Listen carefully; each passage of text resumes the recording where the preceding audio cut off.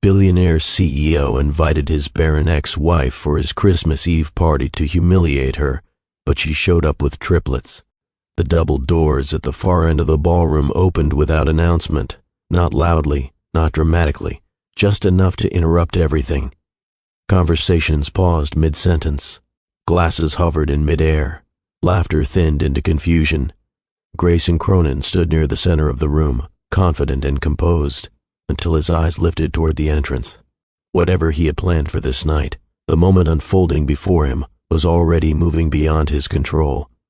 The room did not grow quiet all at once. It happened in layers. One table noticed first, then another. The music softened as if unsure whether it still belonged. A silence followed that no one instructed, yet everyone obeyed. Hundreds of successful people stood frozen, sensing that something important was happening, even if they didn't yet understand what it was. Grayson felt the shift before he understood it, and his breath slowed against his will. Only seconds earlier, Grayson had been smiling easily, greeting investors, accepting praise, enjoying the familiar comfort of admiration. That smile did not vanish suddenly. It weakened. His jaw tightened. His posture stiffened. Confidence, once natural, became effort. He had built this night carefully, expecting control, applause, and satisfaction. Instead, uncertainty crept in, and for the first time that evening, his success felt fragile. Grayson focused on the doorway, trying to understand why his chest felt heavy. A figure stood there calmly, not rushing, not hesitant. There was no attempt to draw attention, yet all attention belonged to her. The crowd sensed it too. Whatever had arrived carried meaning beyond fashion, wealth, or status. Grayson felt a tightening behind his ribs, a warning his mind refused to name. Beside her were small shapes, close to her legs, moving carefully as if aware they were stepping into a serious space. No explanation followed. No announcement clarified what the eyes were seeing. The absence of words made the moment heavier. Grayson noticed the details without understanding them. Small hands, careful steps, curious glances. His thoughts raced, searching for certainty, finding none. Have you ever wanted someone to witness what they walked away from, not out of anger, but to prove something, to yourself, perhaps more than them? A moment where success finally settles the old score, a moment where silence feels like victory. Grayson believed this night would give him that feeling. He had waited years for it, even if he never admitted why. Have you ever reached a goal you worked endlessly for, only to realize it didn't feel the way you imagined? The applause arrives, the room fills, the lights shine, yet something inside stays unfinished. Grayson had climbed higher than most men ever would. Still, tonight carried a weight he could not explain, as if success itself was asking him a question he had avoided. To everyone else, Grayson Cronin was untouchable, billionaire, visionary, a man whose name carried authority. He wore success the way others wore confidence, believing it protected him from old wounds. Yet standing there, watching the doorway, he realized that achievements could shield reputation, not memory. The past does not disappear when ignored. It waits, patient and unchanged. There was a time when love had not been calculated, a time when presence mattered more than outcomes. Somewhere along the way, Grayson began weighing affection against expectations, commitment against results. Without meaning to, he treated love like a standard to be met, rather than a choice to be renewed. Tonight threatened to expose that quiet decision, one he had justified for years. This party was never just a celebration. It was meant to confirm something, to close a chapter, to let the past see the present and quietly accept defeat. Grayson had believed that success would rewrite history in his favor. Yet as the room remained still, he sensed the truth forming. Some chapters do not end when we decide they should. The woman at the door did not appear nervous. There was no hesitation in her stance, no tension in her expression. What unsettled Grayson most was not surprise, but calm. A calm that suggested healing, a calm that suggested she was not here to prove anything. The balance of the moment shifted, and for the first time, Grayson was no longer directing it. True power rarely announces itself. It does not demand attention. It stands quietly and lets others feel the difference. The room understood this before Grayson did. Conversations did not resume.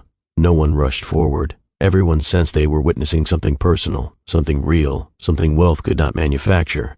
Grayson felt smaller, not because he had lost status, but because he had lost certainty. This is not a story about money. It is not about winning or losing. It is about the moment life confronts us with who we became while chasing what we wanted. Grayson built an empire, yet neglected a truth he would soon be forced to face. Some lessons wait until pride steps aside, whether we are ready or not. Stay with this story, because what unfolds next is not about embarrassment or revenge. It is about understanding, about what happens when Grace walks into a room prepared for triumph, about how quiet moments can change the meaning of everything that came before them. This night will not end the way anyone expects. Welcome to Mr. Williams' Story Time, where stories are told not just to entertain, but to leave something behind. If you value stories that speak honestly about life, love, and the choices that shape us, take a moment to subscribe. Settle in. This story has only just begun. Christmas Eve had a way of making New York City feel less hurried, even when it wasn't. The streets below the Cronin Global Tower glowed softly, washed in reflected light from shop windows and street lamps. Cars moved slower than usual. Pedestrians lingered, hands tucked into coats, breath visible in the cold air. From 40 floors above, Grayson Cronin observed it all through floor 2's ceiling glass, a glass of amber liquid resting untouched in his hand. This was his city, not in the way people said it casually, but in the way that came from contracts signed, buildings purchased, markets influenced. The skyline carried his decisions. The economy felt his movements. He had risen here, brick by brick, risk by risk, mistake by mistake, until his name meant something powerful. Tonight was meant to celebrate that fact. Behind him, the penthouse ballroom shimmered with restrained elegance. Nothing flashy, nothing loud. Every detail had been chosen with intention. Tall arrangements of winter greenery lined the walls, understated and refined. Crystal lights hung overhead, casting a warm glow that softened even the hardest faces in the room. Tables were arranged with precise symmetry, each place setting identical, flawless, deliberate. This was not a party meant to impress strangers. It was a gathering for those who already understood power. Grayson turned from the window and surveyed the room. Investors spoke in low, confident tones. Board members laughed easily, free from the pressure of quarterly reports. Partners from overseas mingled, their posture relaxed, their smiles genuine. Tonight, no one needed anything from him. That was the luxury he enjoyed most. When people no longer needed you, they finally showed you who they were. He adjusted his cufflink and stepped forward, slipping smoothly into conversation. Compliments came easily. Praise was delivered casually, as if his success were an expected outcome rather than an improbable one. He accepted it all with practiced ease. Years ago, each word would have fueled him. Tonight, they barely registered. As he moved through the room, greeting familiar faces, he felt the faint awareness of time ticking somewhere behind his thoughts. Not the schedule of the evening, he knew that by heart, but something else, a private countdown. He checked his watch without realizing it, then frowned slightly and returned his attention to the people around him. This night mattered, not for the reasons anyone else assumed. The servers moved gracefully through the crowd, offering drinks in small plates, their presence barely noticed. Soft music played, chosen to enhance conversation rather than interrupt it. Everything flowed exactly as planned. And yet, Grayson felt a quiet tension building in his chest, as if something essential had not yet arrived. Power had always brought him comfort. In moments of doubt, he leaned on numbers, results, outcomes. They never lied. If something failed, it could be fixed. If someone disappointed him, they could be replaced. Control was clarity. Control was safety. But tonight, control felt incomplete. Grayson paused near one of the tall windows again, pretending to admire the city while his thoughts drifted inward. He had built this company from nothing more than an idea and a stubborn refusal to accept limits. Long nights, missed holidays, friendships neglected, all of. It had been necessary. At least that's what he told himself. Success required sacrifice. Everyone knew that. And yet, as he watched snow settle on rooftops below, a familiar question surfaced, unwelcome and persistent. What exactly had he sacrificed? He dismissed the thought quickly. Reflection had its place, but not tonight. Tonight was about closure, about seeing something through. The invitation had been deliberate, crafted carefully, not cruelly in his mind, just honestly. He had not added a personal note. He hadn't needed to. The name alone would carry enough weight. Curiosity would do the rest. Maybelle would come. He was certain of it. She had always loved Christmas, the lights, the warmth, the idea that the year could end gently, regardless of what it held. Even during the hardest years, she had insisted on decorating, on cooking meals that took too long, on playing music that made the house feel full even when it wasn't. Grayson exhaled slowly, irritated by how easily the memories surfaced. He hadn't invited her to hurt her. That was the version of the story he told himself. He had invited her to show her reality, to let the past see the present clearly, to prove that his choices had led somewhere undeniable. He checked his watch again. Still early, plenty of time. A hand clapped his shoulder, pulling him back into the room.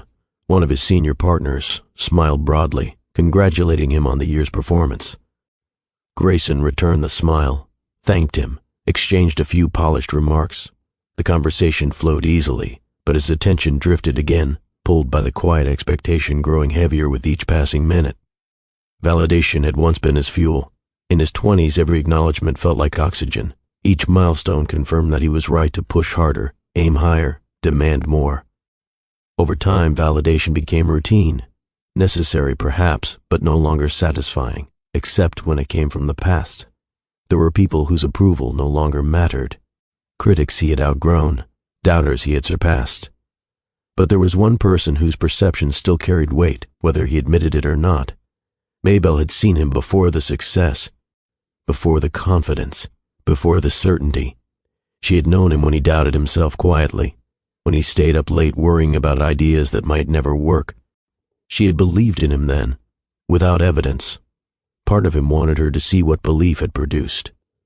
He moved away from the window and toward the center of the room, positioning himself where he could see the entrance clearly without appearing to wait. Appearances mattered, even now. The doors remained closed. As the evening progressed, conversations deepened. Laughter grew more genuine. The room felt comfortable, familiar. Grayson should have felt at ease. Instead, a subtle restlessness settled into his posture. He sipped his drink, then set it aside untouched once more. Pride sat easily on him. It always had.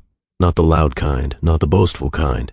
His pride was quiet, rooted in results rather than words. He didn't need to convince anyone of his worth. The world had already done that for him. Yet pride had a way of isolating those who carried it too long. It built walls instead of bridges. It protected, but it also separated. Grayson noticed the separation more tonight than he ever had before. He was surrounded by people, yet he felt distinctly alone. Conversations brushed past him rather than touching anything real. Compliments slid off without leaving warmth behind. Even celebration felt transactional, as if joy were another exchange to be managed. He told himself this was normal. Success came with distance. Few people understood the weight of leadership, the responsibility of steering something so large. Loneliness was part of the role. He had accepted that years ago, so why did it feel heavier tonight? He glanced toward the entrance again. The staff had been instructed, discreetly. No announcements, no fanfare. If she arrived, she would be allowed in quietly. He didn't want attention drawn to the moment. He wanted it to unfold naturally, whatever that meant. A faint tightening settled in his stomach. He hadn't anticipated nerves. This was his space, his event, his terms. And yet, anticipation pressed against him like an unanswered question. He remembered the first Christmas they had spent together. A small apartment, a borrowed tree, decorations made from paper and string. They had laughed when the lights flickered out and refused to turn back on. Maybelle had lit candles instead, insisting it felt warmer that way. He had believed her. The memory passed quickly, dismissed as irrelevant. That life no longer existed. This one did. A group nearby burst into laughter, drawing his attention momentarily. He smiled automatically, then drifted away, his mind elsewhere. The room felt too bright suddenly, too polished. Nothing out of place, nothing real. Grayson Cronin had built an empire on certainty, on decisions made swiftly, confidently. Doubt had never served him. Doubt slowed progress. Doubt invited hesitation, but waiting had a way of inviting reflection. He wondered briefly what Maybelle would think when she saw the room, the scale, the refinement, the success made visible in glass and light. Would she feel small, regretful, impressed? The thought brought him an unexpected pang, not satisfaction but discomfort. He didn't examine it. He rarely examined discomfort. Instead, he straightened his shoulders and reminded himself why this mattered. Closure required confrontation. The past did not resolve itself on its own. Another glance at his watch, still nothing. Loneliness had followed him for years, though he never named it that. He filled his time with work, travel, meetings. There was always something urgent, something demanding his attention. Quiet moments were rare, and when they appeared, he filled them quickly. Tonight, quiet lingered just beneath the surface of noise. He thought of the house he lived in now, large, immaculate, silent. He had everything he once dreamed of. He had no one waiting for him at the end of the day. No voice reminding him to eat, to rest, to pause. He had dismissed those things once, believing them distractions. Now they felt like absences. The doors remained closed. As the hour grew later, Grayson felt the shift before he saw it. A subtle awareness passed through the room, as if the space itself had inhaled. Conversation softened. Attention drifted toward the far end without instruction.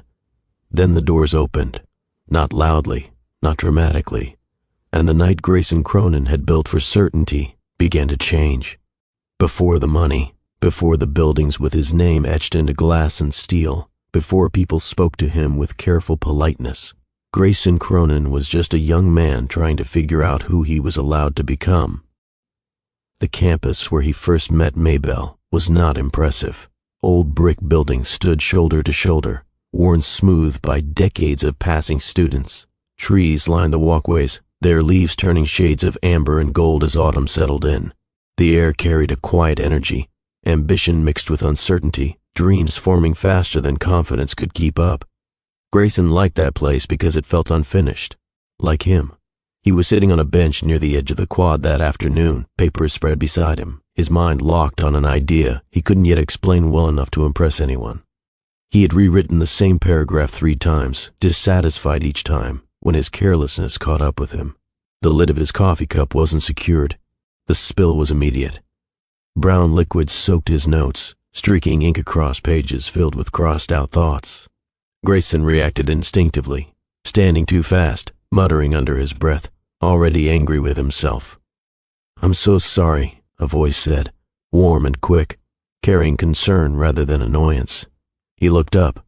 She stood there holding a book to her chest, dark hair pulled back loosely, eyes kind and attentive. She hadn't caused the spill, but she acted as though she had. That struck him immediately. "It's my fault," he said, embarrassed. "I wasn't paying attention." She smiled, not dismissively, but gently. It looked important. That was how it began, not with chemistry or cleverness, with kindness. They sat together after that, not because either of them planned it, but because neither seemed in a hurry to leave. She asked what he was working on. He tried to explain, stumbling through half-formed ideas about business, systems, efficiency, concepts that sounded grand in his head and awkward aloud. She listened anyway, not politely, not distracted, actually listened. When he apologized for rambling, she shook her head. "You're not rambling. You're thinking out loud." No one had ever described him that way before. Her name was Maybelle. She was studying literature, drawn to stories more than systems, people more than plans. Where Grayson saw potential outcomes, she noticed moments. Where he chased the future, she appreciated the present. They began meeting between classes, sometimes intentionally, sometimes by coincidence. Conversations stretched longer each time. They talked about everything and nothing. Favorite books, childhood memories, fears they didn't yet know how to name. Grayson found himself saying things he had never said aloud, doubts he kept buried, ideas he was afraid to share. He expected judgment or impatience. Instead, Maybelle offered encouragement that felt unearned but sincere. "You don't sound unrealistic," she told him once. "You sound unfinished." That's allowed. That word stayed with him, unfinished. As weeks turned into months, their connection deepened naturally. They studied together, walked together, shared meals that lasted longer than planned. Grayson noticed that time moved differently around her. Slower, softer. She remembered small details he forgot about himself. She asked about his family, his past, his failures. When he spoke about his ambitions, her eyes didn't glaze over. They brightened. "You really believe I can do this?" he said one night, surprised by the realization. "I believe you're already doing it," she replied. "You just don't see it yet." That belief became a foundation. When professors doubted him, when classmates dismissed his ideas, when self-doubt crept in late at night, her voice countered it. They fell in love quietly. There was no grand declaration, no dramatic moment. Love settled in like familiarity, comfortable, steady, unmistakable. It showed itself in small ways. Notes left in books, coffee waiting at the right time, hands finding each other without thought. Autumn gave way to winter, and Grayson found himself imagining a future he had never allowed himself to consider before. Not just success, not just achievement, a life shared. They spent evenings in her small apartment, surrounded by books and mismatched furniture. He talked about building something meaningful. She talked about building a life that felt full. They didn't argue about the difference. They believed both were possible. "You're going to change things," she said one night, curled beside him, listening as he outlined plans that still lacked clarity. "I just hope you don't forget yourself while you're doing it." He smiled, brushing off the concern. "I won't." At the time, he believed it. Their love was not perfect, but it was honest. They disagreed without cruelty. They dreamed without limitation. They imagined a future shaped by effort and care. When Grayson proposed, it wasn't extravagant. He couldn't afford extravagant. He borrowed string lights, hung them between trees in a small park they frequented, and waited nervously as she arrived, confused and smiling. "I don't have much yet," he said, voice unsteady. "But I know who I want beside me while I figure it out." Maybelle didn't hesitate. "I don't need certainty," she replied softly. "I need you." They married shortly after graduation. Life was modest. Their apartment was small. Their furniture was second-hand. Their savings were thin. Their laughter was not. Maybelle filled their home with warmth. She left notes in unexpected places. She cooked meals that stretched ingredients creatively. She celebrated small victories as though they mattered, because to her, they did. Grayson worked relentlessly, long hours, late nights. He chased opportunity with determination fueled by the knowledge that someone believed in him completely. At first, success felt shared. Every milestone belonged to both of them. Promotions were celebrated with quiet dinners, new contracts meant hopeful conversations. But ambition is demanding. It asks for more than effort. It asks for attention. Gradually, Grayson's focus narrowed. The future loomed larger than the present. Maybelle noticed the shift before he did. She felt it in missed conversations, postponed plans, distracted silences. Still, she supported him. She reminded him to rest, to eat, to breathe. She trusted that the man she married would return once the work settled. Grayson assured her it would. Love was still simple then, not because life was easy, but because they chose each other without conditions. Because belief flowed freely. Because success had not yet complicated meaning. Neither of them knew how fragile that simplicity was. But even in those early days, small moments hinted at what lay ahead. Grayson spoke often of legacy, of building something lasting, of leaving proof behind. Maybelle listened, smiling, but occasionally asked, "And who will you share it with?" He always answered, "You." At the time, it felt true. Those years remained the quiet foundation of everything that followed, the kind of love that does not announce itself loudly, but shapes lives deeply. Long before pride entered the story, long before expectations replaced presence, back when love was chosen easily and being together felt like enough.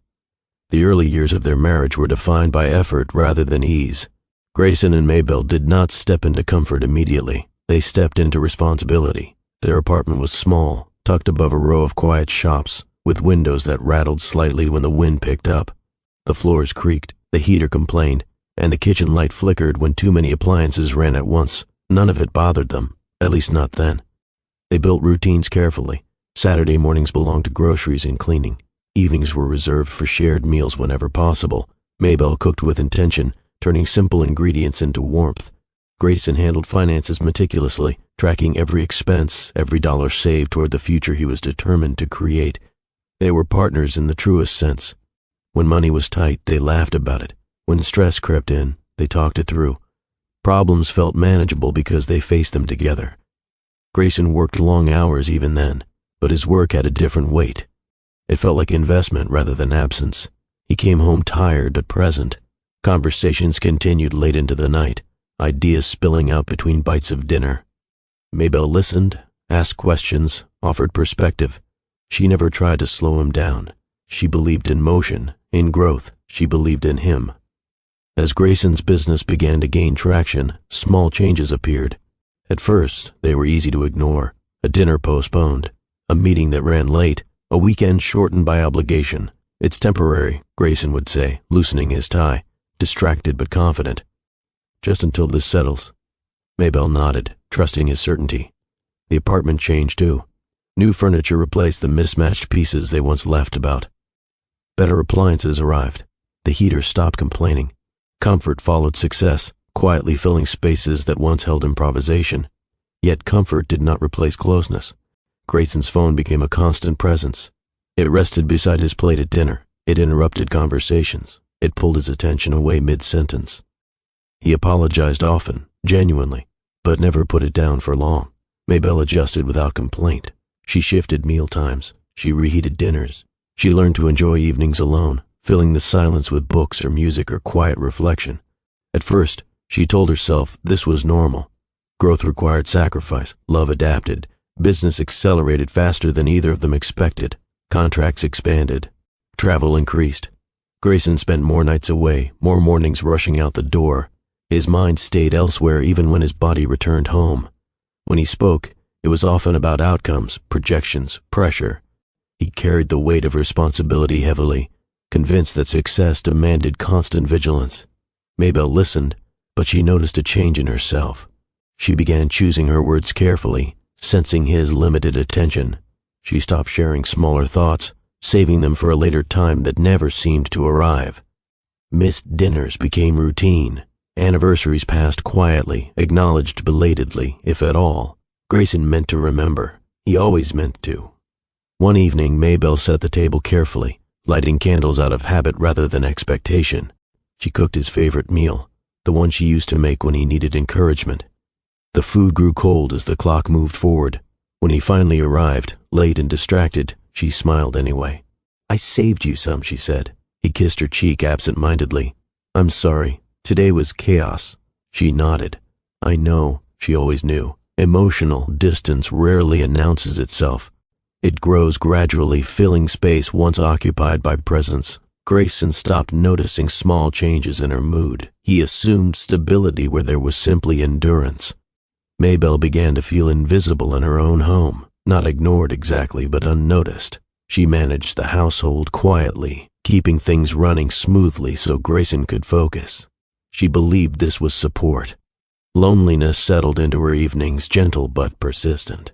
She missed conversation. She missed laughter that didn't feel scheduled. She missed being someone's first priority rather than an understanding afterthought. She tried to speak about it once. "I feel like we're passing each other," she said softly, choosing a moment when Grayson seemed calm. He frowned slightly, confused. "Passing each other how?" "We're here," she explained, gesturing between them but not really together. He sighed, rubbing his temples. "This is just a busy season. It'll slow down." She wanted to believe him. She always wanted to believe him. But seasons stretched. Busy became constant. Grayson's achievements multiplied, and with them, expectations. Investors demanded attention. Partners relied on him. Decisions grew heavier. He felt the pressure intensely. Failure was no longer personal. It affected others. He justified his absence as responsibility. Maybelle watched him change, not into someone unkind, but into someone distant. His laughter softened. His patience thinned. His presence became divided. She adjusted again. She learned not to interrupt phone calls. She planned her days around his unpredictability. She celebrated his wins quietly, even when he forgot to share them. Neglect rarely feels deliberate to the person committing it. To Grayson, he was providing. To Maybelle, he was leaving. Slowly, unintentionally, repeatedly. Resentment did not arrive loudly. It stayed unspoken, forming in moments where her needs went unmet, where her words went unheard. She didn't accuse. She internalized. Grayson noticed her silence eventually, but misread it as understanding rather than hurt. He appreciated her flexibility, unaware of the cost. Pride kept him from examining the situation too closely. He was succeeding. He was doing what he believed was necessary. Questioning that felt dangerous. Loneliness beneath success is difficult to acknowledge. Grayson felt it sometimes, late at night, alone in unfamiliar hotel rooms. He missed her then, genuinely. He promised himself he would do better soon. Soon never arrived. Their conversations grew practical, schedules, logistics, updates. Love existed, but it spoke less often. Maybelle began spending more time alone, finding comfort in routine.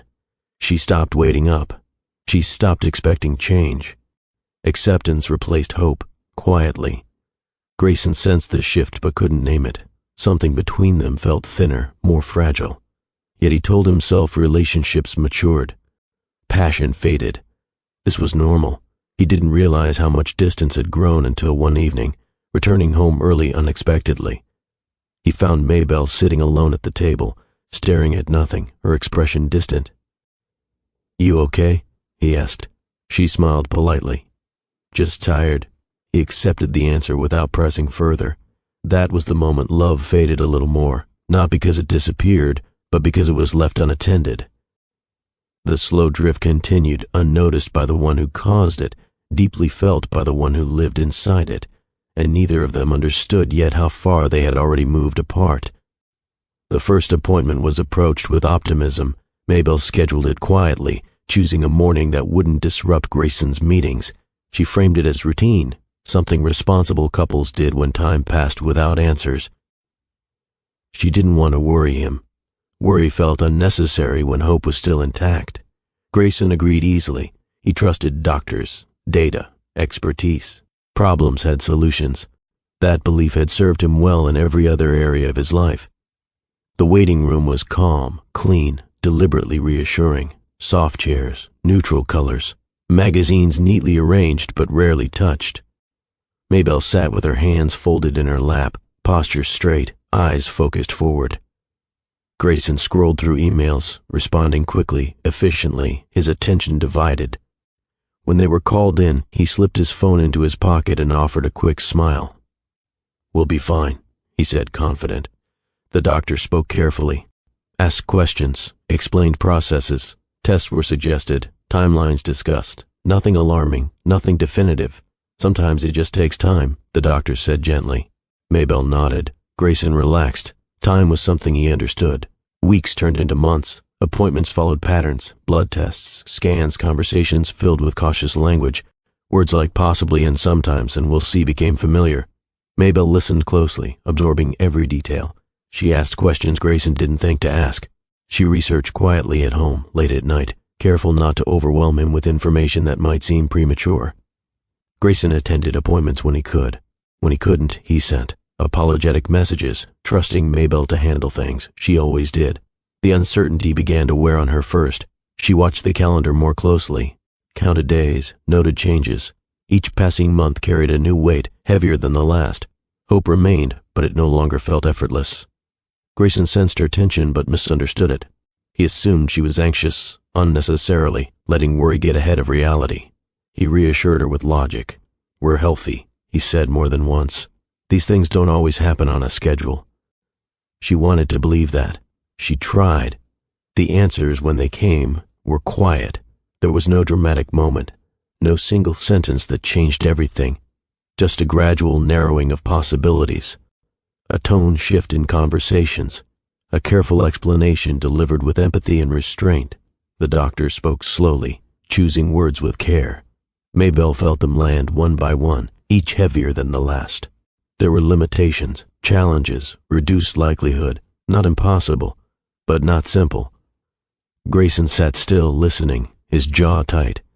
He asked practical questions, probabilities, options, timelines. He focused on what could be done, what could be attempted. Maybelle focused on what had been said. On the way home, neither spoke much. The car moved through the city quietly, the world unchanged despite the shift that had occurred within it. At home, Maybelle excused herself early. She said she was tired. It wasn't untrue. but exhaustion went deeper than her body. She cried alone that night, quietly, pressing her face into a pillow so Grayson wouldn't hear. Her grief felt personal, intimate, heavy with shame she didn't understand. She questioned herself relentlessly, her body, her worth, her future. She did not share those thoughts. She protected Grayson from them the way she always had. Grayson, meanwhile, lay awake, staring at the ceiling. Frustration churned beneath his composure. This was not a challenge he could outwork. There was no strategy that guaranteed success, no negotiation that could shift outcomes. The lack of control unsettled him. As months passed, the strain became visible. Mabel's hope grew quieter. She stopped speaking about possibilities, afraid of disappointment. She learned to guard herself emotionally, preparing for outcomes she couldn't name. Grayson grew restless. He worked longer hours, traveled more frequently. The problem followed him regardless. It sat in the back of his mind during meetings, surfaced unexpectedly during quiet moments. He began to feel something he had never felt before in his marriage. Shame. Not shame directed outward, but inward. A sense of failure he couldn't articulate. He questioned his future, his legacy, the image he had built of himself as a man who achieved what he set out to achieve. He didn't know how to sit with that feeling. Mabel suggested alternatives gently. Not solutions, just possibilities. Ways of building a family that didn't depend on biology alone. Grayson listened, but his responses were clipped, distant.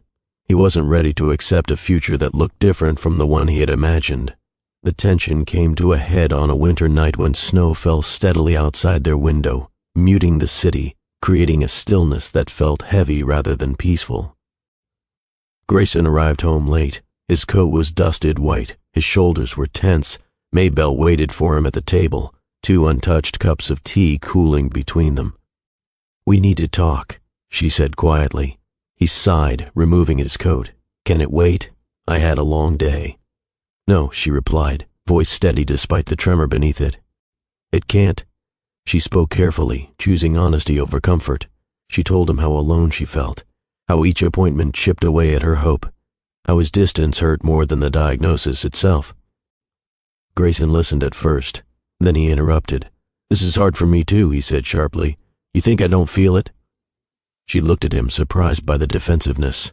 "I know you do. That's why I'm asking you to be here with me." "I am here," he insisted. "I'm doing everything I can. Being present isn't the same as being around," she said softly. The silence that followed was charged. Grayson's frustration finally surfaced. "I don't want a different version of this life," he said. "I want the one we planned." Mabel's breath caught. "Plans change," she replied. "Love doesn't have to." He stood abruptly, pacing the room. "You're asking me to accept something I'm not ready to accept." "I'm asking you not to shut me out," she said, tears forming. He stopped, turning toward her, his expression strained. "I don't know how to do this," he admitted, voice breaking despite his effort to keep it steady. That admission should have brought them closer. Instead, it revealed a gap neither knew how to cross. Grayson withdrew emotionally after that night. Conversations became careful, guarded. He avoided discussions about the future altogether. Mabel noticed the change immediately. Trust did not shatter loudly. It cracked quietly, through avoidance, through distance, through words left unsaid. Mabel stopped reaching for him the way she used to. She sensed his resistance, his discomfort, and stepped back, afraid of pushing him further away. Grayson felt her retreat but interpreted it as acceptance rather than pain. Both were wrong. The fracture deepened. Love remained, but safety faded. They no longer faced uncertainty together. Each carried it alone. And that, more than any diagnosis, changed everything. There was a time when Grayson believed love was enough. He remembered that version of himself clearly. The young man who thought effort could solve anything, who believed commitment meant staying no matter how uncertain the road became. Somewhere along the way, that belief had been replaced by something more rigid, more demanding. Love, once freely given, had become something to be evaluated, measured. After the winter night when words had finally cut too close to ignore, the house felt different, not hostile, not cold, just careful. Conversations were shorter, touch was less frequent, even shared spaces felt divided by unspoken rules. Maybelle noticed first. She always did. She moved through their days gently, as if any sudden motion might cause something fragile to break. She watched Grayson closely, noticing how his patience had thinned, how his attention drifted even when he was physically present. He listened, but only halfway. He responded, but without warmth. She did not accuse him. Accusations felt pointless when the problem wasn't anger, but distance. One evening, after dinner sat untouched between them, Maybelle spoke quietly. "I've been thinking," she said. Grayson nodded without looking up. "About what?" "About other ways," she replied. "About building a family differently." That word, family, landed heavily. Grayson stiffened.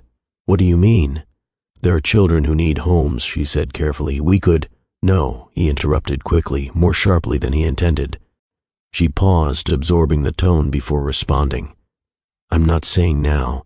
I'm just saying it's something we could talk about." "There's nothing to talk about," he said, pushing his chair back slightly. "That's not what I want." Maybelle studied his face, searching for openness. She found none. "What you want matters," she said gently.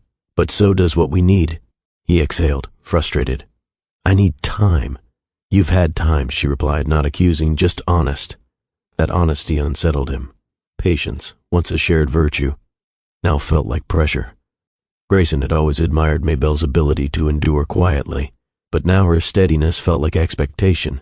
He didn't want to be reminded of what he hadn't achieved. He avoided the conversation after that. When Maybelle brought it up again weeks later, he shut it down more firmly. He framed his resistance as practicality, as realism. "I don't want to compromise," he said one night. "I want what we planned." "What we planned doesn't exist anymore," she replied softly. "But we do." He shook his head. "That's not enough for me." The words lingered between them, undeniable. Maybelle felt something settle in her chest then, not anger, but clarity. She had been waiting for him to meet her in uncertainty, to choose love without guarantees. Instead, he waited for certainty before choosing love. Grayson didn't see it that way. To him, he was being honest. He refused to accept a future that didn't align with his expectations. He told himself this was self-respect, not ego. But ego often hides behind reason. Their home grew quieter. Meals became separate. Evenings passed without conversation. The bond they once shared thinned until it felt more like coexistence than partnership. Maybelle mourned quietly, not just the loss of possibility, but the loss of connection.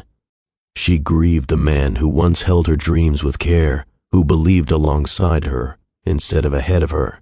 She tried once more. "We don't have to decide everything now," she said, voice calm, eyes tired. "We just have to decide us." Grayson didn't answer immediately. He stared at the wall, considering words carefully. "I don't know if us is enough anymore," he finally said. That was the moment she understood. Love had not disappeared. It had been replaced by conditions. The divorce conversation did not explode. It unfolded slowly, painfully, with long pauses and quiet acknowledgement. Grayson spoke of futures and expectations.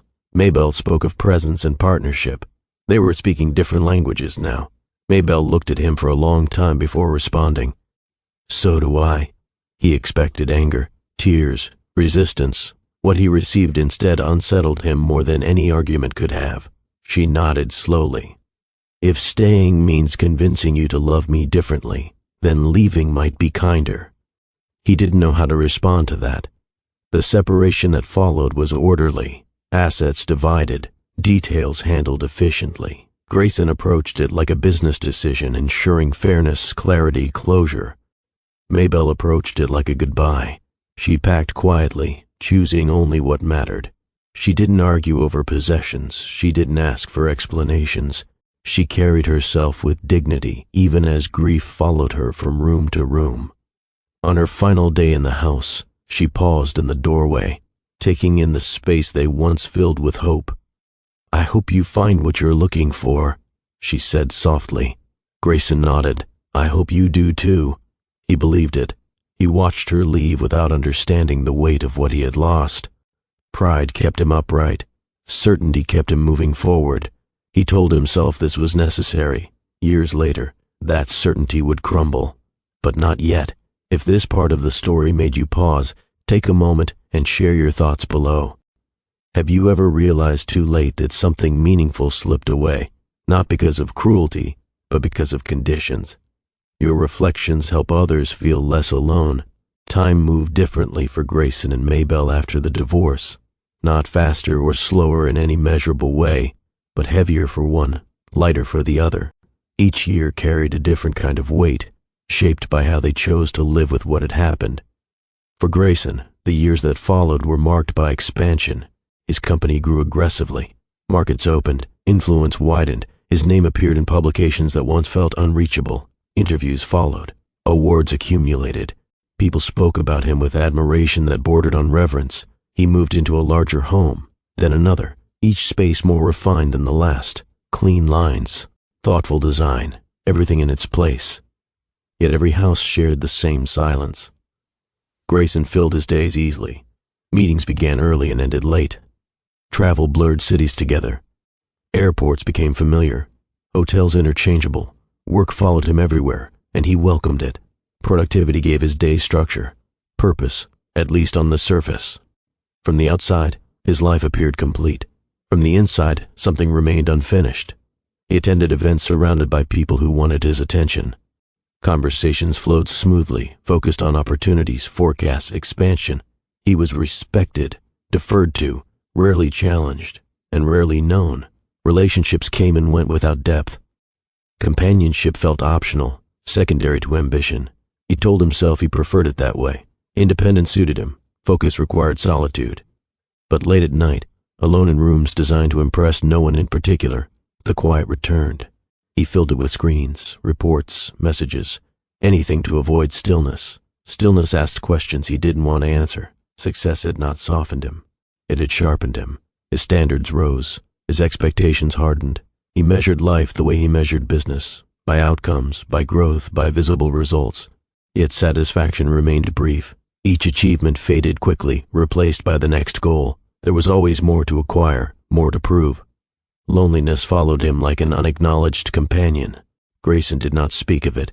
He had long since learned how to appear fulfilled. He smiled when expected, celebrated publicly, accepted praise graciously. No one questioned whether he was happy. Why would they? He had everything. Meanwhile, Maybelle's life unfolded quietly. She did not rush to replace what she had lost. She moved deliberately, giving herself permission to grieve fully. The early months after the divorce were difficult, not dramatic, just heavy. Each day required effort. Each routine felt unfamiliar. She downsized, chose simplicity over space. Her new home was smaller, but it felt intentional. She arranged it slowly, thoughtfully, choosing pieces that brought comfort rather than status. She took walks, read books she had put off, reconnected with friends she hadn't seen in years. At first, conversation felt awkward, as though she had forgotten how to exist outside of partnership. Over time, it grew easier. Healing did not come all at once. Some days, memories surfaced unexpectedly. A phrase, a place, a song. She allowed herself to feel the sadness without judgment. She did not rush past it. She learned that pain lessened when acknowledged rather than avoided. Maybelle found work that fulfilled her differently. It did not impress strangers, but it mattered to her. She engaged with people in ways that felt real. She was present. Slowly, she began to recognize parts of herself she had set aside, interests that had been postponed, strengths that had gone unnoticed. She learned that her worth was not tied to someone else's expectations. That realization changed everything. Grayson, during the same years, continued accumulating. New ventures, new properties, new recognition. His calendar filled months in advance. His life looked impressive on paper, yet something inside him remained static. He noticed it occasionally during holidays, moments meant for reflection. He would attend gatherings out of obligation, surrounded by laughter that felt distant. He would raise a glass, offer a toast, feel nothing settle afterward. Christmas especially carried a strange weight. He hosted events, sent gifts, maintained tradition without intimacy. He rarely thought of Maybelle directly, or so he told himself. Yet her absence was felt most clearly during moments meant to be shared. Maybelle, on the other hand, learned to enjoy those moments alone or with others who valued her presence. She created new traditions, simple ones, meaningful ones. She smiled more easily, laughed without restraint. Her confidence grew, not loudly, but steadily. She trusted herself again. Self-worth returned quietly. She stopped measuring her life against what it lacked and began appreciating what it held. Peace became more important than validation. Fulfillment replaced expectation. Grayson did not notice her transformation. Their lives rarely intersected. He heard her name occasionally, usually in passing, usually without detail. He assumed she was fine. He assumed he was too. Time has a way of revealing truths we avoid. As years passed, Grayson's success plateaued into maintenance. Growth continued, but the excitement diminished. He had reached a level few surpassed. There was nowhere higher to climb without diminishing returns. That realization unsettled him. He began to feel restless again, searching for something to reignite purpose. He took on new projects, expanded into unfamiliar territories. He chased novelty the way he once chased security. Nothing filled the gap. Maybelle, during those same years, experienced something unexpected: contentment. Not constant joy, not perfection, just a steady sense of belonging within her own life. She made peace with the past without rewriting it. She forgave without reopening doors. She understood now that love did not require proof, that presence mattered more than promise, that her value had never been conditional. That understanding prepared her for what came next, though she didn't know it yet. Grayson, meanwhile, continued mistaking motion for progress. He convinced himself that satisfaction would arrive eventually, that something external would finally settle the quiet question inside him. But growth requires reflection, not accumulation. And reflection was something he had postponed for too long. By the time their paths were set to cross again, they were no longer the same people who had parted years before. One had built higher walls, the other had learned how to live freely without them, and neither understood yet how deeply those choices would matter. For a long time after the divorce, Maybelle believed that certain doors in her life had closed permanently, not in a bitter way, not with resentment, just with quiet acceptance. She learned how to carry that understanding without letting it define her days. Some things, she told herself, were not meant to return. They were meant to teach. She lived gently during those years, not cautiously, but intentionally. She woke early, walked often, and allowed herself moments of stillness that once felt impossible. Her life no longer revolved around someone else's schedule or expectations. It revolved around peace. The thought of becoming a mother had not vanished, but it no longer ruled her. It existed somewhere in the background, softened by time, dulled by realism. She did not force hope where it hurt too much to hold. That was why the change went unnoticed at first. It began subtly, a difference in how her body felt, a tiredness she couldn't quite explain, a sensitivity she brushed aside as stress or age or routine disruption. She dismissed it easily. There was no reason to think otherwise. She continued her days as usual: work, errands, evenings spent reading or listening to quiet music. Life moved forward without urgency, until one morning when something felt undeniably different, not alarming, just unfamiliar. She stood in her bathroom staring at her reflection, trying to name the feeling. Her heart beat faster than it should have, not from fear but from awareness. She laughed softly at herself. "You're imagining things," she said aloud. Still, something lingered. She scheduled a routine appointment without expectation. It felt unnecessary, even foolish. She went alone, not wanting to involve anyone in what she assumed would amount to nothing. The doctor was calm, professional, attentive. Tests were ordered, questions were asked. Maybelle answered honestly, without attaching meaning. When the results came back, the doctor paused before speaking. Maybelle noticed immediately. "There's been a change," the doctor said carefully. Those words, spoken gently, shifted something inside her. "A change?" Maybelle repeated. The explanation followed, clinical but considerate, rare, unexpected, unlikely given past conclusions but present nonetheless. Maybelle listened, hands folded tightly in her lap. She didn't interrupt. She didn't react the way people do in movies. There was no rush of joy, no tears, no dramatic response. There was disbelief. "Are you sure?" she asked quietly. The doctor nodded. "We've checked carefully." Silence followed, heavy, uncertain. Maybelle left the office in a daze. The world outside looked the same, yet nothing felt familiar. She walked without direction, allowing the information to settle slowly, cautiously, as though sudden movement might cause it to disappear. That night, she sat alone at her kitchen table, staring at nothing, her hands resting over her abdomen instinctively. The possibility felt fragile. She did not celebrate. She did not plan. She waited. Days passed, then weeks. Each appointment confirmed what she was afraid to believe. Her body was doing something it had never done before. Hope returned, but quietly. She told no one at first, not out of secrecy, but reverence. Some things deserved silence. She guarded the news carefully, afraid of speaking it too loudly, afraid of jinxing what felt impossibly delicate. The pregnancy was not easy. Her body reminded her constantly that this was unexpected. Fatigue settled in, discomfort followed. Fear accompanied every change, yet alongside the fear came gratitude so deep it felt almost overwhelming. She did not ask why now. She did not question timing. She accepted what was happening with humility rather than entitlement.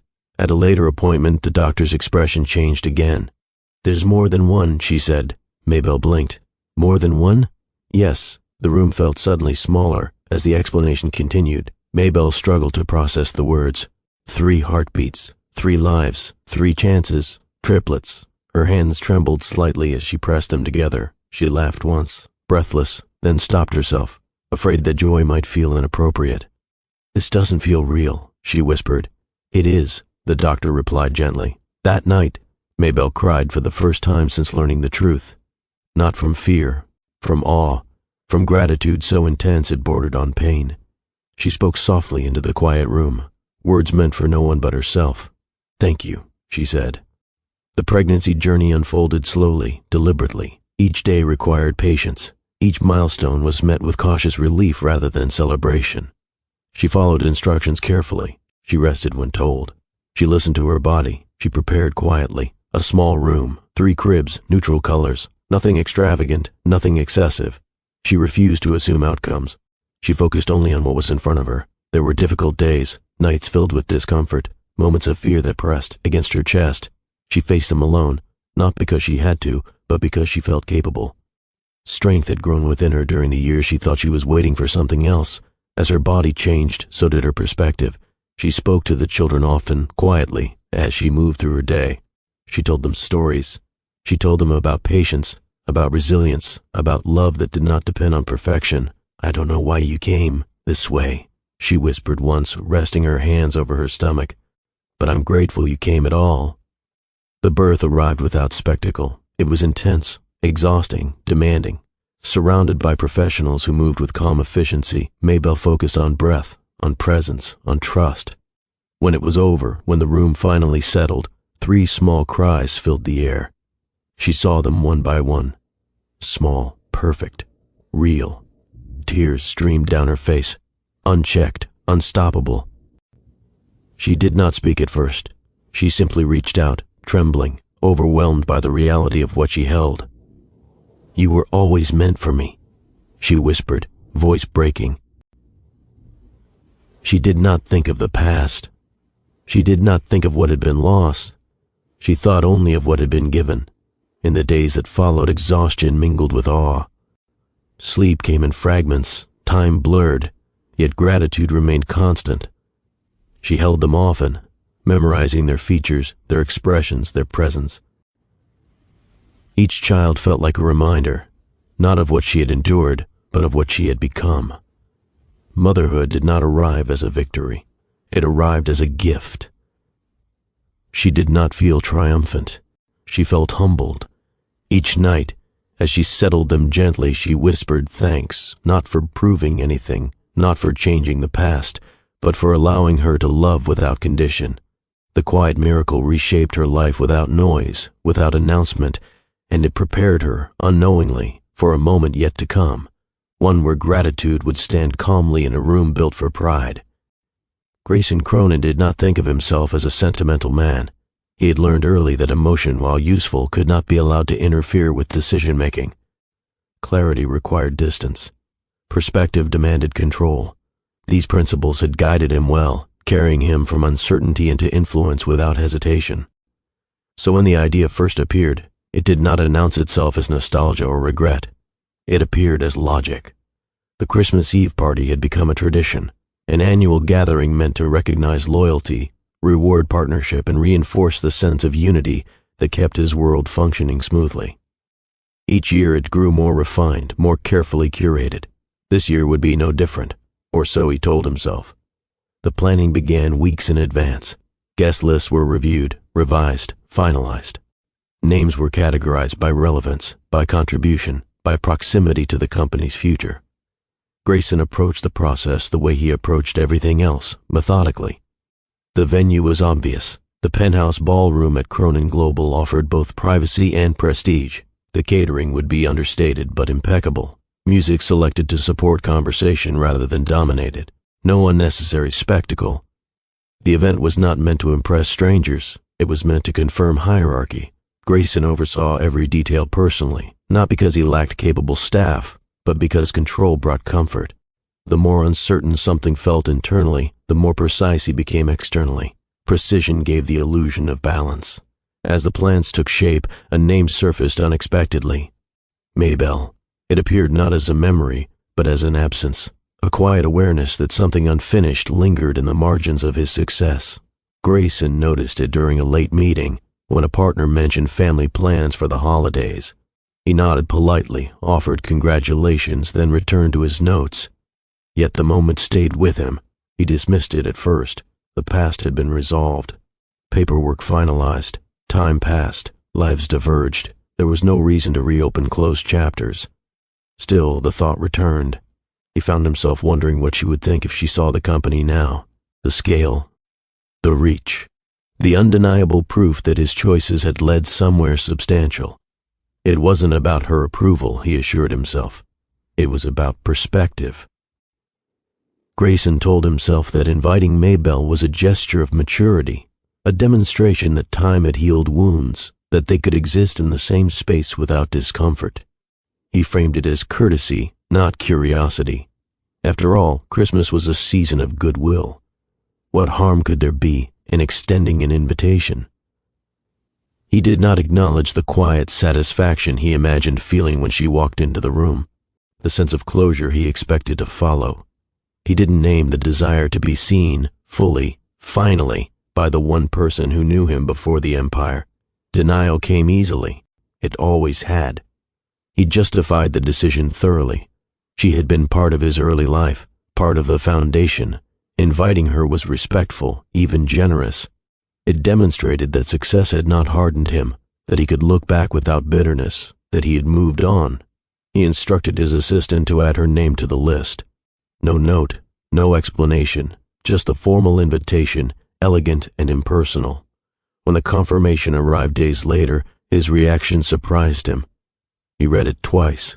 No hesitation, no decline, just a brief acknowledgement of attendance. Grayson felt a tightening in his chest that he did not examine. He told himself it was relief, that the situation would be handled cleanly, efficiently. He did not consider what it meant that she agreed so easily. As preparations continued, he imagined the moment of her arrival with increasing clarity. He pictured her walking into the room, observing the space, understanding the magnitude of what he had built. He imagined a brief exchange, polite, composed, perhaps even appreciative. He did not imagine discomfort. He did not imagine surprise. He certainly did not imagine being unsettled. Grayson convinced himself that the invitation was harmless, that the past had no power over him anymore, that unresolved emotions were a fiction created by those unwilling to let go. He was not one of those people. Yet the closer the event drew, the more frequently he found himself thinking about her, not as she was now, but as she had been. He remembered her voice, calm and steady, her habit of listening fully before responding, the way she had once believed in him without needing proof.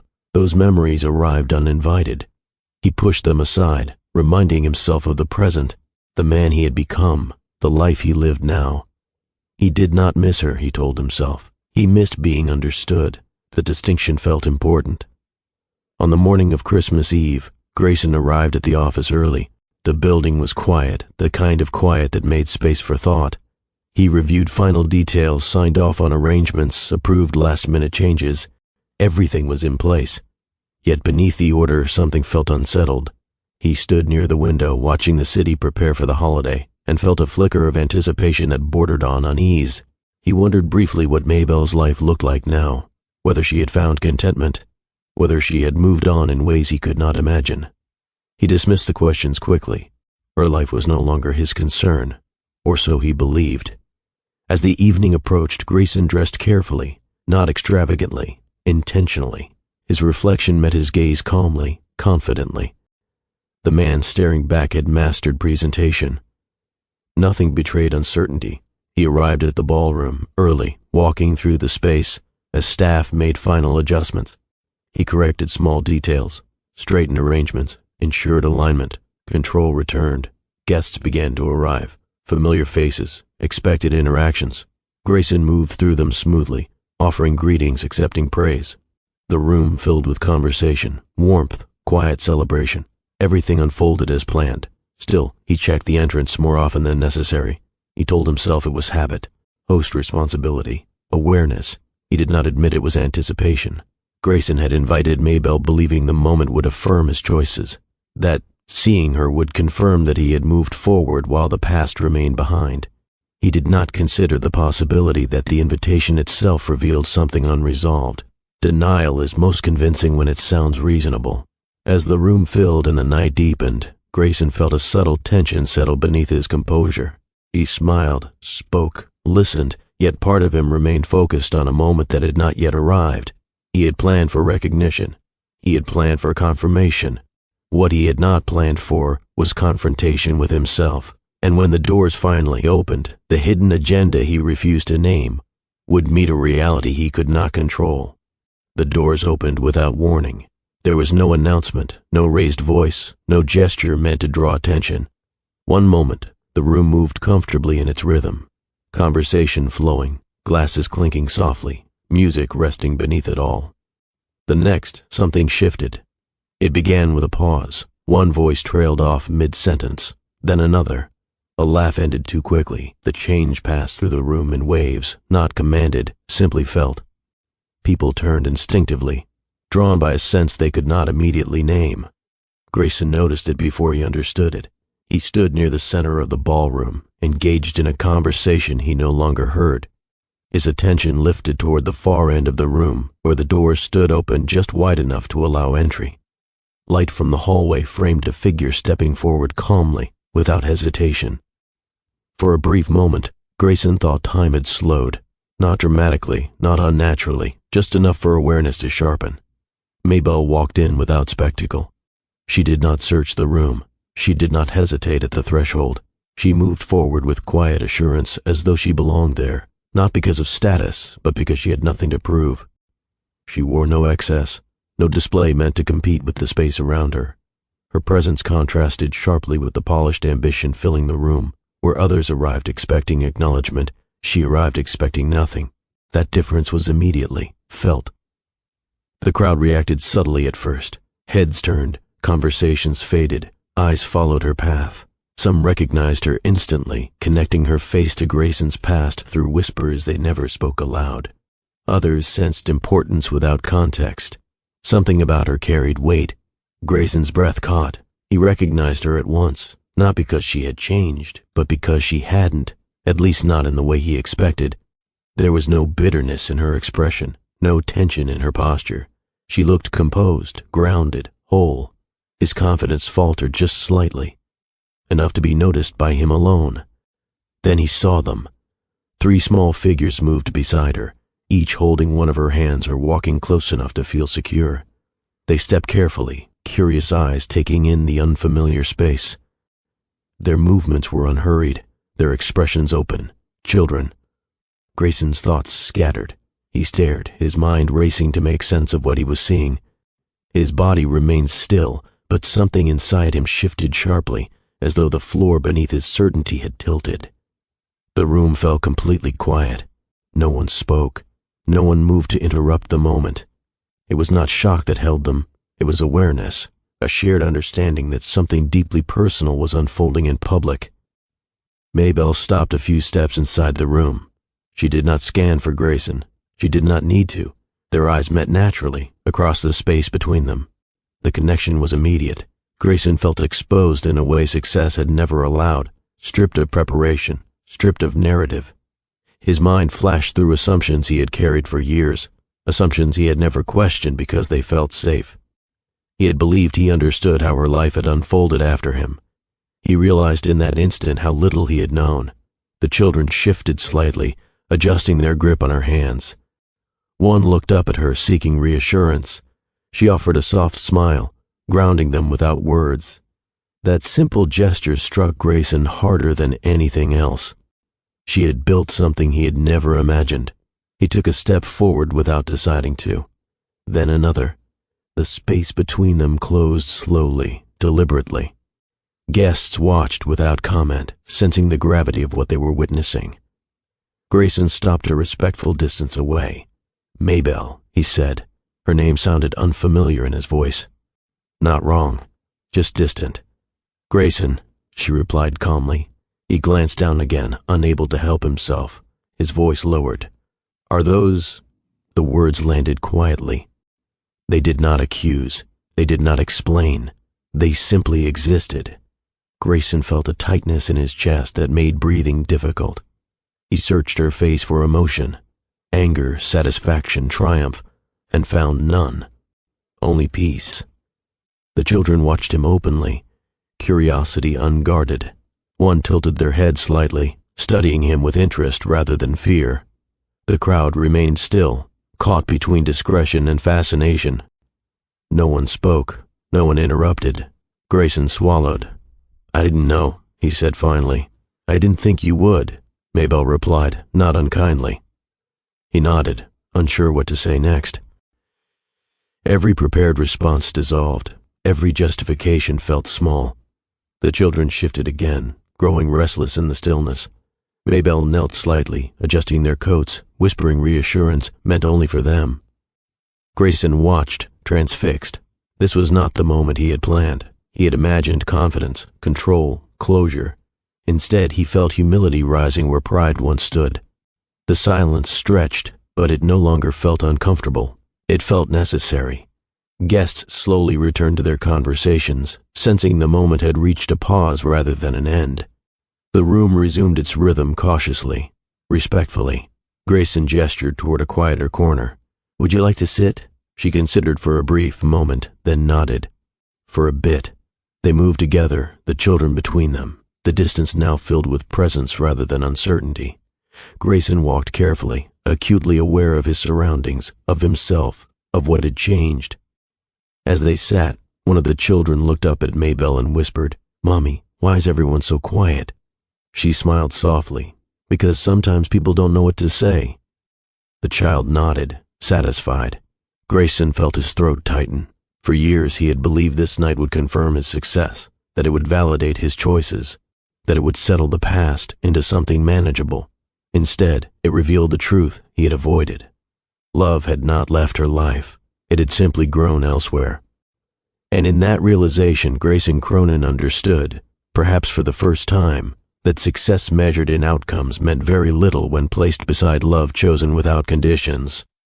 The room was no longer silent, but Grayson felt quieter than he ever had before. They sat slightly apart from the rest of the room, close enough to remain part of the evening, distant enough to exist within their own quiet pocket of time. The children settled quickly. One leaned against Maybelle's side, another swung their legs absent-mindedly. The third watched Grayson with open curiosity, unguarded and calm. Grayson noticed everything. He noticed how naturally Maybelle adjusted to them, how her attention never wavered even as she listened. He noticed the ease in her movements, the absence of tension he remembered from their final years together. He struggled to find words. "I didn't expect this," he said finally, his voice low. "I didn't expect a lot of things," Maybelle replied gently. He nodded, accepting that without argument. Silence followed, not uncomfortable, just honest. "They told us it wouldn't happen," he said after a moment. "They told me many things," she replied. "Some turned out to be true, some didn't." He studied her face. You seem, well, she smiled faintly. I am. The simplicity of the statement unsettled him more than any explanation could have. She met his gaze without judgment. Maybe you did, just not in the way you believed. The children shifted again. One tugged gently at her sleeve. Mommy, the child whispered, not quietly enough to be secretive. Why does he look sad? Because sometimes people realize things later than they expect, she said calmly. The child considered that, then nodded. That happens to me too. Grayson swallowed hard. I'm sorry, he said, the words leaving him before he could reconsider them. For more than I ever said out loud. She listened, not interrupting. I convinced myself I was being honest, he continued, that I was choosing what I needed. But I think I was just afraid of choosing without guarantees. She nodded slowly. Love doesn't come with guarantees. I know that now. You knew it once, she said softly. The truth of that settled between them. I measured everything, he admitted. Success, progress, even us. I didn't realize what I was doing until it was too late. Maybelle didn't rush to comfort him. She didn't contradict him. She allowed the weight of his words to exist. You didn't stop loving me suddenly, she said. You just stopped choosing me when things became uncertain. He closed his eyes briefly. I thought certainty mattered. It does, she replied. Just not more than people. He looked at the children again, each one content, grounded, secure. You built something, he said quietly. She smiled. I didn't build it alone. I allowed it. The distinction lingered. I invited you here tonight for the wrong reasons, he admitted. I wanted to prove something, to myself mostly. She regarded him carefully. And what did you learn? That proof doesn't mean peace, he said, and winning doesn't feel like I thought it would. She nodded. It rarely does. He took a slow breath. I'm not asking for anything, he added quickly. I just needed you to know. I see it now. That matters, she said. More than you think. But not enough to change the past, he said. No, she agreed, but enough to change how you carry it. One of the children climbed fully into her lap, growing tired. Maybelle wrapped an arm around them instinctively. Grayson watched, his expression unreadable. I used to believe love was something you earned, he said, something that lasted as long as it met expectations. She shook her head gently. Love lasts when it's chosen, even when it's inconvenient. He nodded, absorbing that without defense. I hope you're happy, he said. She met his gaze steadily. I am, and I hope you find that too, without conditions. They sat quietly for a few moments longer. Then Maybelle stood, adjusting her coat, guiding the children gently. We should go, she said. It's been a long evening for them. He stood as well. Thank you for coming. She paused, then smiled. Thank you for inviting me. As she walked away, surrounded by a warmth that needed no explanation, Grayson remained where he was, finally understanding that the greatest lesson of his life had arrived not through loss alone, but through grace. Maybelle guided the children toward the exit with the same steady care she had shown all evening.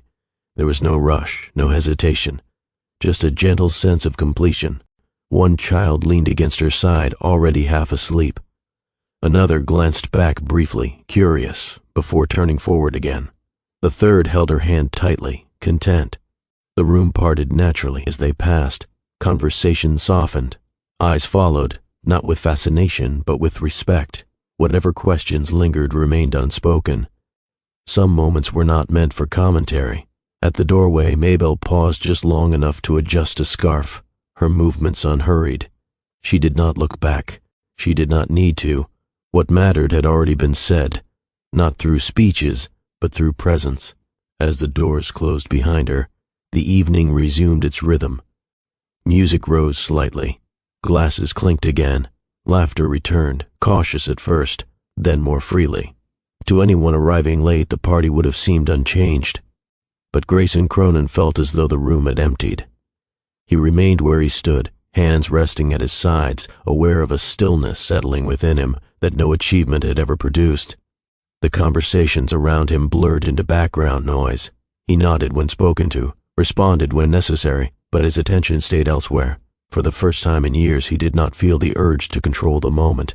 He moved away from the crowd slowly, instinctively, toward the tall windows overlooking the city. Outside, snow drifted downward in quiet patterns, softening edges, muting movement. The city looked different under its cover, less sharp, less demanding. Grayson rested his palm against the glass. He thought of all the victories he had celebrated in rooms like this one. Contracts signed, markets conquered, applause received. Each moment had brought satisfaction, brief and fleeting, quickly replaced by the next pursuit. This felt different, not because he had gained something, but because something had finally settled. He replayed the evening in fragments, the calm in Maybelle's voice, the children's unguarded curiosity, the absence of accusation, the presence of grace. He understood now that the victory he once imagined, seeing the past diminished beside his success, had been a misunderstanding. True victory had arrived quietly, without applause, in the form of clarity. He had been wrong, not about ambition, not about effort, but about what love required. Grayson realized he had spent years trying to outrun a truth that waited patiently for him to stop. He had believed that progress erased mistakes, that achievement justified absence, that certainty mattered more than choice. Standing alone by the window, he finally accepted what the night had shown him. Love was never meant to be proven. It was meant to be chosen, again and again, especially when outcomes were uncertain.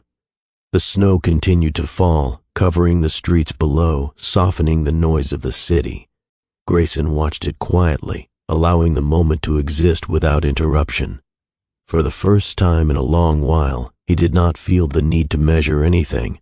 Across the city, Maybelle tucked the children into their seats, ensuring coats were snug, hands warm. One yawned, another hummed softly, the third already asleep. She smiled to herself, not because of where she had been, but because of where she was going. Her life felt full, not perfect, not effortless, but grounded in choices made with care. She carried no bitterness from the evening, no lingering questions. The past had spoken, the present had answered. She felt grateful, not for what had been revealed, but for what had been confirmed. Peace did not require explanation. As the car pulled away, snow settling gently on the road ahead, Maybelle rested her head back and closed her eyes briefly. Tomorrow would be busy. Ordinary, beautiful in its simplicity. Back at the penthouse, Grayson straightened his jacket and turned back toward the room. He rejoined his guests with a different posture, quieter, less guarded. He spoke less, listened more. No one noticed the change immediately, but something within him had shifted permanently. The night ended as all nights do, with lights dimming, guests departing, staff cleaning away traces of celebration. Yet what lingered could not be cleared away. Grayson left the building alone. Snow met him as he stepped outside, cool and steady. He looked up briefly, letting it settle against his coat, against his thoughts. For the first time, success did not feel like the point. Understanding did. And that, he realized, was the quietest victory of all. Some stories stay with us, not because of what happens, but because of what they reveal. They linger in the quiet moments, when the noise fades, when the screen goes dark, when we find ourselves thinking about choices we once made, or moments we thought had passed without meaning. This was never a story about wealth. It was about timing, about how life sometimes waits until we are no longer looking for answers before placing truth directly in front of us, about how understanding rarely arrives when we feel ready for it, but always when we are finally willing to listen. Grayson spent years building a life defined by results. Every decision led forward. Every success justified the last. He believed that progress erased the past, that distance healed what time touched. He believed love could be postponed, measured, even replaced by achievement. Maybelle learned something different.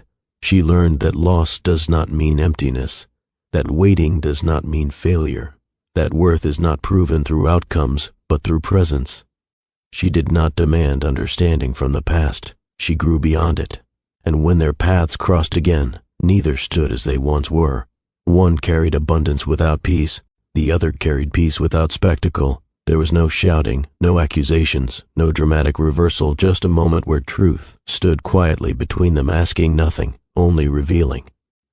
That is often how the most important lessons arrive. Not loudly, not forcefully, but calmly when we least expect them. Perhaps that is why this story feels familiar. Because somewhere in it we recognize ourselves. Maybe we have been Grayson, chasing certainty, postponing connection, believing we would return to what mattered once everything else was secured. Or maybe we have been Maybelle, waiting, enduring, learning how to choose ourselves without resentment, trusting that life could still be full even after disappointment. Or maybe we have been both, at different times, in different ways. Life does not punish us for misunderstanding love. It simply waits for us to understand it more clearly. And when we do, the lesson is rarely about regret. It is about grace. Grace for the choices we made with the understanding we had at the time. Grace for the people who moved forward differently than we expected. Grace for ourselves when we finally see what truly matters. This story does not promise that everything works out the way we plan. It reminds us that meaning does not depend on winning, proving, or arriving first. Sometimes, meaning comes from letting go of the need to be right, from choosing people over outcomes, from understanding that love, when chosen freely, does not ask for proof. It simply asks to be present. As the snow fell that night, quietly, without demand, it covered nothing permanently. It softened edges. It gave the city a moment of stillness before morning returned.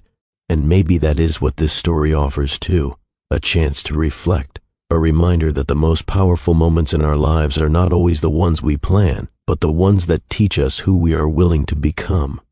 If this story stayed with you, I invite you to subscribe to Mr. Williams' Story Time. Here, we share stories about love, loss, growth, and the moments that quietly change us. More stories are coming, stories that don't rush, don't shout, and don't forget the heart. Thank you for listening.